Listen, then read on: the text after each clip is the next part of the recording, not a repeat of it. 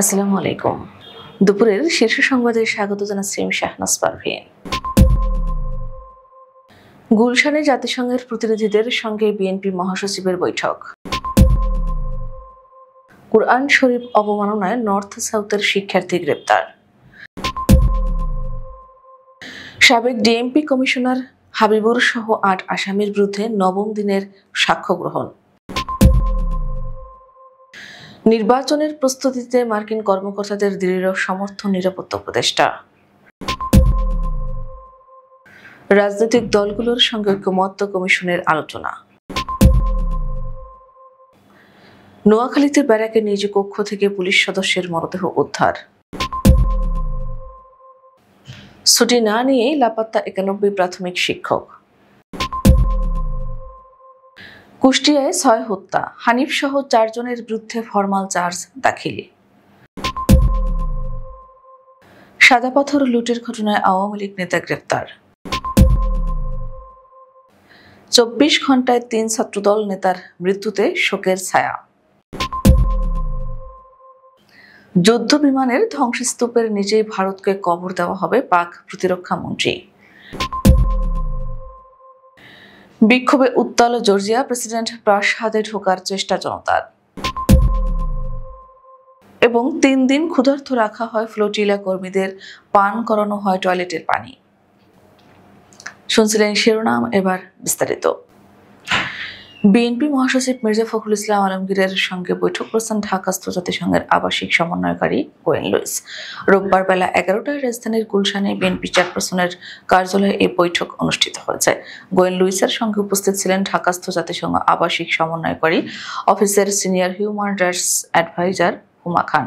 এ সময় উপস্থিত ছিলেন বিএনপির স্থায়ী কমিটির ও চেয়ারপারসন, ফরেন সার্ভিস অ্যাডভাইজারি কমিটির সদস্য আমির খসরু মাহমুদ চৌধুরী, বিএনপির ভারপ্রাপ্ত চেয়ারম্যান আন্তর্জাতিক বিষয়ক উপদেষ্টা হুমায়ুন কবির, বিএনপি সাংগঠনিক সম্পাদক ও চেয়ারপারসনের পররাষ্ট্র নীতি বিষয়ক বিশেষ সহযোগী উপদেষ্টা কমিটির সদস্য শামা ওবায়েদ।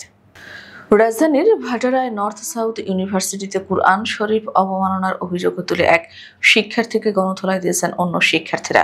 ওই শিক্ষার্থীর নাম অপূর্ব চন্দ্র। তাকে গ্রেপ্তার করেছে পুলিশ। শনিবার রাত ২টার দিকে নর্থ সাউথ ইউনিভার্সিটির ভেতরে এই ঘটনা ঘটে। পরে থানা পুলিশ খবর পেয়ে ঘটনাস্থল থেকে ওই শিক্ষার্থীকে উদ্ধার করে। রাতেই তাকে ঢাকা মেডিকেল কলেজ হাসপাতালের জরুরি বিভাগে প্রাথমিক চিকিৎসা দেওয়া হয়।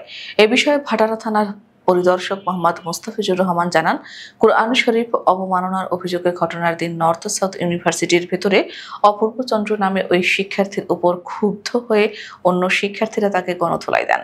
খবর পেয়ে তাকে উদ্ধার করে হাসপাতালে চিকিৎসা দেওয়া হয়।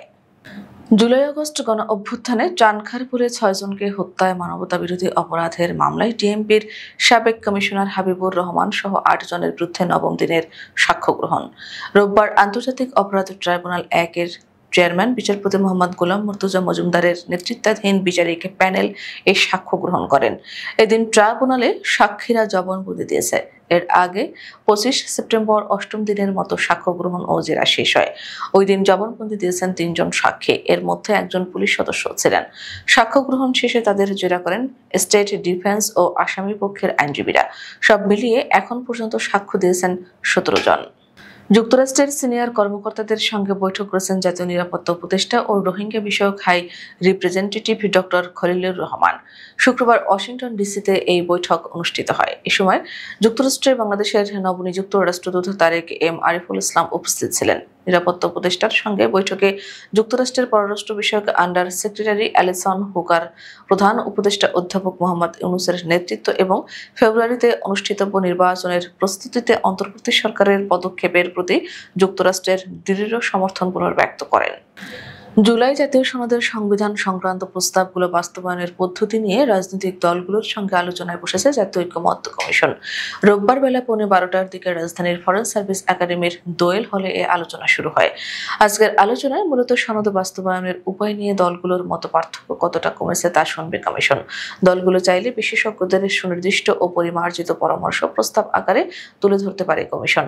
৮৪টি সংস্কার প্রস্তাব নিয়ে তৈরি হচ্ছে জুলাই জাতীয় সনদ। খসড়া প্রায় চূড়ান্ত হলেও বাস্তবায়নের পদ্ধতি নিয়ে এখনো ঐকমত্য হয়নি। নোয়াখালীর সেনবাগ থানার ব্যারাকে নিজ কক্ষ থেকে মোহাম্মদ মোহন মজুমদার নামে এক পুলিশ সদস্যের মরদেহ উদ্ধার করা হয়েছে। প্রাথমিকভাবে পুলিশ ধারণা করছে তিনি হৃদরোগে আক্রান্ত হয়ে মৃত্যুবরণ করেছেন। শনিবার দুপুরে সেনবাগ উপজেলা স্বাস্থ্য কমপ্লেক্সের চিকিৎসক তাকে মৃত ঘোষণা করেন।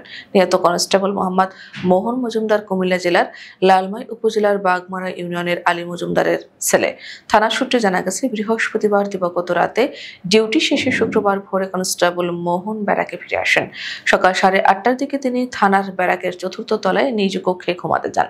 দুপুর 3:30 দিকে সহকর্মীরা তাকে খাবারের জন্য ডাকাডাকি করলেও সাড়া পাননি। পরে বিষয়টি থানার ঊর্ধ্বতন কর্মকর্তাদের জানানো হয়। দ্রুত তাকে সেনবাগ উপজেলা স্বাস্থ্য কমপ্লেক্সে নিয়ে গেলে চিকিৎসক তাকে মৃত ঘোষণা করেন। ছুটি না নিয়ে লাপাত্তা হয়েছেন সিলেটের 91 প্রাথমিক বিদ্যালয়ের শিক্ষক। 6 জন আবার ছুটি নিয়ে কর্মস্থলে ফেরেননি। পরে তাদের মধ্যে থেকে 68 জনকে বরখাস্ত করা হয়। বাকি 29 জনের বিরুদ্ধে বিভাগীয় মামলা তদন্তাধীন রয়েছে। জেলার সরকারি প্রাথমিক বিদ্যালয়ের শিক্ষকদের লাপাত্তা হওয়ার এ তথ্য গত 3 বছরের।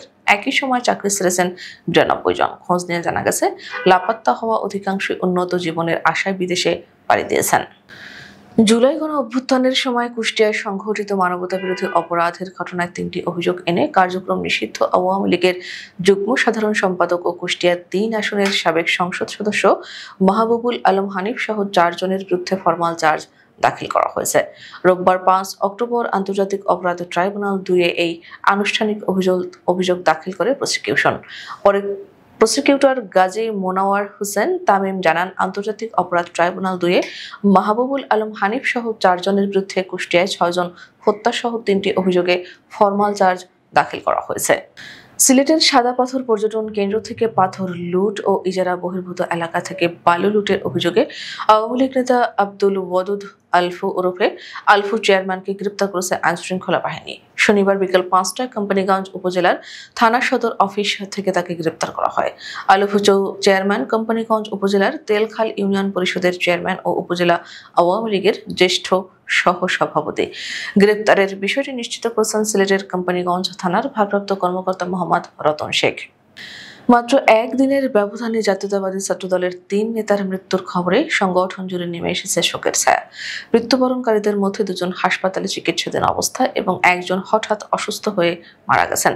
নিহতরা হলেন জগন্নাথ বিশ্ববিদ্যালয় শাখা ছাত্রদলের যুগ্ম আহ্বায়ক হাসিবুর রহমান হাসিব, টাঙ্গাইলের সরকারি সাদাত কলেজ শাখার যুগ্ম আহ্বায়ক মিজান খান এবং বগুড়া শহরের 20 নম্বর ওয়ার্ড ছাত্রদলের যুগ্ম আহ্বায়ক মেহেদী হাসান। শুক্রবার রাতে পুরান ঢাকার একটি রেস্তোরাঁয় খাওয়ার সময় হঠাৎ অসুস্থ হয়ে পড়েন জবি ছাত্রদলের নেতা হাসিব। দ্রুত তাকে নিকটস্থ ন্যাশনাল মেডিকেল কলেজ হাসপাতালে নেওয়া হলে চিকিৎসকরা রাত 9:30টার দিকে তাকে মৃত ঘোষণা করেন। চিকিৎসকদের ধারণা তিনি হৃদরোগে আক্রান্ত হয়েছিলেন। পরদিন শনিবার সকালে টাঙ্গাইল মেডিকেল কলেজ হাসপাতালে ডেঙ্গু জ্বরে আক্রান্ত হয়ে মারা যান মিজান খান। একই দিন দুপুরে বগুড়ার ইসলামী হাসপাতালে চিকিৎসাধীন অবস্থায় মারা যান স্থানীয় ছাত্রদল নেতা মেহেদী হাসান। কয়েকদিন আগে ফুটবল খেলতে গিয়ে বুকে আঘাত পান তিনি। 3 তরুণ নেতার মৃত্যুতে কেন্দ্রীয় ছাত্রদল গভীর শোক প্রকাশ করেছে। কিছুদিন আগে ভারতের সেনাপ্রধান পাকিস্তানের মানচিত্র মুছে ফেলার হুমকি দিয়েছিলেন। এবার পাকিস্তানের প্রতিরক্ষা মন্ত্রী খাজা আসিফ রোববার 5 অক্টোবর ভোরে ভারতের শীর্ষ নিরাপত্তা মহলের বক্তব্যের কড়া জবাব দিয়েছেন। তিনি বলেছেন, ভারত যদি যুদ্ধ চাপিয়ে দেয় তাহলে তাদের যেসব যুদ্ধ বিমান পাকিস্তান ধ্বংস করেছে তার স্তূপের নিচেই ভারতকে কবর দেওয়া হবে ইনশাআল্লাহ। পাকিস্তানি সংবাদ মাধ্যম জিও নিউজ বলেছে, সামাজিক যোগাযোগ মাধ্যম এক্সে দেওয়া এক পোস্টে খাজা আসিফে বলেন, ভারতের সামরিক ও রাজনৈতিক নেতাদের সাম্প্রতিক বক্তব্য আসলে তাদের হারানো বিশ্বাসযোগ্যতা ফিরিয়ে আনার ব্যর্থ চেষ্টা। এসব বক্তব্য শীর্ষ মহলে চাপের ইঙ্গিত দেয় বলে দাবি করেন তিনি। খাজা আসিফ লেখেন, এমন একতরফা 6-0 হারের পর যদি তারা আবার চেষ্টা করে পাকিস্তানের স্কোর আরো ভালোই হবে। ইউরোপীয় ইউনিয়নে যোগদানের আলোচনা স্থবিরতা ও নির্বাচনী কারচুপির অভিযোগ ঘিরে বিক্ষোভে উত্তাল হয়ে উঠেছে জর্জিয়া। এ সময় বিক্ষোভকারীরা রাজধানী তিবিলিসিতে প্রেসিডেন্ট প্রাসাদে ঢোকার চেষ্টা করে এবং পুলিশের সঙ্গে তাদের সংঘর্ষ হয়। পরিস্থিতি নিয়ন্ত্রণে আনতে নিরাপত্তা বাহিনী জলকামান ও পেপার স্প্রে ব্যবহার করে বিক্ষোভকারীদের ছত্রভঙ্গ করে। পরে বিক্ষোভকারীদের অনেককে আটক করে পুলিশ। রোববার এক প্রতিবেদনে এই তথ্য জানিয়েছে ব্রিটিশ সংবাদ মাধ্যম বিবিসি। সংবাদ মাধ্যমটি বলছে, গত বছরের পার্লামেন্ট নির্বাচনে শাসক দল জর্জিয়ান ড্রিম জয় দাবি করার পর থেকে দেশটি রাজনৈতিক অচলাবস্থায় রয়েছে। গ্লোবাল সুমোদো ফ্লোটিলার নেতৃত্ব দেয়া জলবায়ু কর্মী গ্রেটা থুনবার্গের সঙ্গে ইসরায়েলি বাহিনী দুর্ব্যবহার ও নির্যাতন করেছে বলে জানিয়েছেন ত্রাণবাহী নৌবহর কর্মীরা। এছাড়া ফ্লোটিলা কর্মীদের 3 দিন ধরে ক্ষুধার্ত রাখা হয়, পান করতে হয় টয়লেটের পানি। শনিবার 4 অক্টোবর এক প্রতিবেদনে এ তথ্য জানিয়েছে আল জাজিরা। এদিন ইসরায়েলের হাতে আটক হওয়া কর্মীদের মধ্যে 137 জনকে তুরস্ক পাঠানো হয়েছে, যার মধ্যে 36 জন তুর্কি নাগরিক রয়েছেন। এ তথ্য নিশ্চিত করেছেন তুর্কি কর্মকর্তারা। আমাদের পরবর্তী রাতের শীর্ষ সংবাদ দেখার আমন্ত্রণ জানিয়ে এখনকার মতো বিদায় নিচ্ছি। দর্শক, ভিডিওটি শেষ পর্যন্ত দেখার জন্য আপনাকে অসংখ্য ধন্যবাদ। নিত্য নতুন সংবাদ পেতে আমাদের ইউটিউব চ্যানেলটি সাবস্ক্রাইব করুন ও নিয়মিত নোটিফিকেশন পেতে বেল বাটনটি ক্লিক করুন এবং আমাদের ফেসবুক পেজটিতে লাইক করুন। এছাড়াও আমাদের ভিডিওতে লাইক দিয়ে শেয়ার করুন। আল্লাহ হাফেজ।